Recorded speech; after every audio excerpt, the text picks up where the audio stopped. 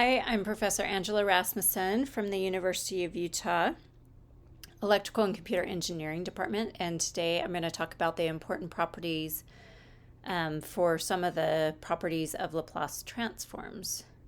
So the goal today is to understand some of the Laplace properties that are very common. So from the book, this is the table from the book, Eulaby's book, table 12.1, where you can see a lot of the properties. So one of the common ones is just to have a multiplier, which k would be some, number 10. And so if it's like 10 is factored out in the time domain, then it's just going to be 10 in the S domain. So that makes it really nice, is whatever value of k is will be the same value k in the S domain. So that makes it very easy. Very common property to have a number multiplied by in the time domain. The other one is that there is linearity property, meaning that in the time domain, if you have two functions and they're also multiplied by variables k1 and k2, in the S domain, you're again going to be able to find the S domain value and multiply it by those same two constants. So they can add also in the time domain, they add into the frequency domain. So time scaling is not as intuitive. So we're going to go through the derivation of this. When you have the time multiplied by a value a greater than 0, what happens in that S domain? So we're going to use the Laplace transform to do this. So here was again the Laplace equation where it's integrated from 0 minus, again that's usually like right before an event, to infinity of f of t e to the minus st dt. So you take the function, in this case it's a of t, and so you're going to take that function and multiply it by e to the minus st dt. And then from here we want to actually do a variable exchange. So we want to get this back into the form of f of s. And so to do that, we need to make this variable equal to some other variable. So I'm just going to call it tau, which will be equal to at. And so if tau is equal to at, when t is 0, tau is going to be 0. So our limits are going to stay the same. And at infinity, it will stay infinity. Now when I substitute in t, if I manipulate this, it will be tau over a. So everywhere there's a t, I can plug in tau over a. And then when I take dt dA, or dt tau, it's going to be a times dt. And so when I'm plugging in or substituting in for dt, that's going to be dt over a. Can't talk tonight. Okay, so substitution. This was my AT, so that's just a direct substitution. Here I substituted that t was tau over a. And then my dt was substituted as 1 over a d tau. So that's where this a came from, out in front. So from here, I can now substitute just minus s over a. S over a is just going to be some number because that's not being differentiated by the tau. So it's going to be some number in front of tau. And so I could just call it another variable. Here it's called mu. And so substituting that in for s over a, I note here now that this is actually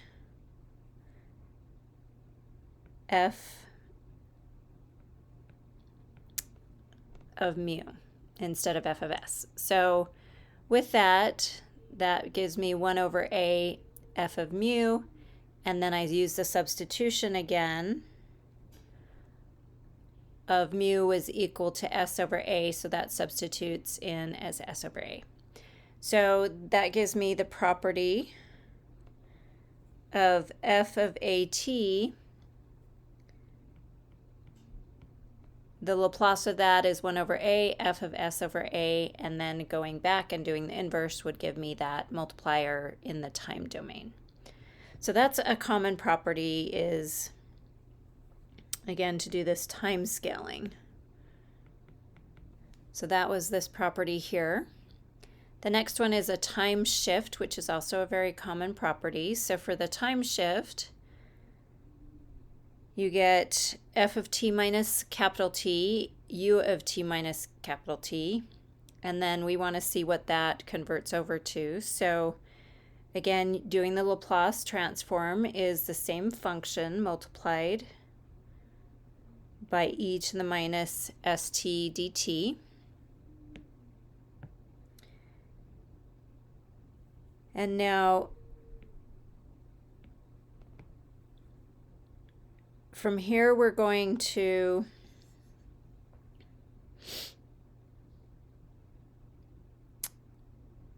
note that u of t, so u of t minus capital T is going to be flat to 0 until it reaches t, and then it is going to go to 1. So if I'm integrating up to that, it's going to be 0 as an integration up to time capital T. So we can actually shift the time and remove that u of t minus capital T. And so that would then be from capital T to infinity because of the graph. It's going to be 0 before that. And now we can do a substitution here. Again, we're trying to get it back to the form of just f of some variable, e to the minus s of some variable, or the same variable x, and then dx. And so that would then be like f of s. So that's what we're trying to get back to. So if we want to do that, we need to do a substitution here of x equal to the t minus capital T. So if we do that substitution and we plug in time is a capital T, then t, then that will put this at 0. So x will go to 0 if we put in that time is t. So that will help us convert. This will go to 0. And then a substitution for t, if we want to just substitute it in for the s of t, it's going to be x plus t as our substitution. And then we need to get dt. And so to get dt, capital T is just some number. So if we're going to differentiate this, it's going to be dt is equal to dx plus the differentiation of some number, which will go to 0. So dt will just be equal to dx. So now as we substitute these in, we get f of x directly, and then e to the minus x, the x plus capital T, and then dt is dx. So if you remember from the properties of exponentials, this can also be written as e to the minus x, e to the minus st. And st is just going to be some number, and so that's going to be a constant that we can bring out to the front. And then again, the limit goes from x is 0, so that's why it's 0 to infinity. And now we have f of x e to the minus xx sx dx, which again, this is going to look like f of s. And so our property here is that when we have the time shift,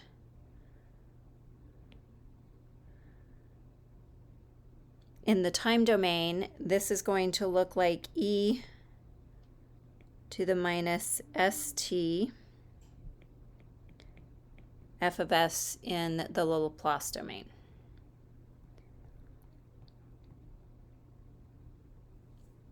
And so that is this property here. The next one is if we have the exponential in the time domain, what happens? And so we're going to look at this function. And so in the time domain now, we're going to look at taking the Laplace transform of the time when we have e to the minus at in the time domain. And so for this one, we have e to the minus at and then the partial differential equation, or not partial differential equation, Laplace transform. So this part is the Laplace transform, and then this is just multiplied with that. So again, exponentials can add when they're multiplied together, so you get a minus s plus a t dt. And now we can substitute in just an s prime and call s prime equal to s plus a, which just makes the variables easier to see. And so if that's the case, then again, this is just f of s prime, and then we substitute back in the s prime to get us to f of s plus a. So now that is just all that happens is in the time domain, if you have e to the minus at, you can just take that out so you have that multiplied by the function f of t, take it into the Laplace or s domain, and then all you're going to do is shift that s function by a positive a as your result. And so that is the transformation for that one. So these summarize the most commonly used properties. There is some others that I haven't gone over as much.